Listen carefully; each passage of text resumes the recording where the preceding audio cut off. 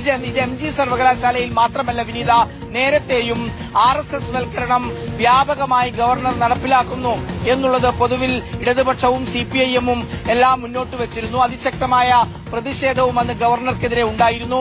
ആ സമയത്തെല്ലാം അതിനോട് പ്രതികരിക്കുന്നില്ല എന്നൊരു നിലപാടായിരുന്നു VD സതീശൻ സ്വീകരിച്ചിരുന്നത്. സർക്കാർ ഗവർണർ പോര് അത് ചക്കളത്തിപ്പോരാണ് എന്നാണ് അന്ന് VD സതീശൻ പറഞ്ഞത്. മറ്റ് വാർത്തകൾ മറച്ചുവെക്കുന്നതിന് വേണ്ടിയാണ് CPIM-ഉം ഗവർണറും തമ്മിലുള്ള ഈ യുദ്ധം എന്ന് പറഞ്ഞു. ഇനിയിപ്പോൾ ഇതിൽ നിലവിലുള്ള മുഖ്യമന്ത്രിയുടെ പ്രതികരണം എന്താണ് എന്നുള്ളത് കൗതുകമുള്ള ഒരു കാര്യം തന്നെയാണ്.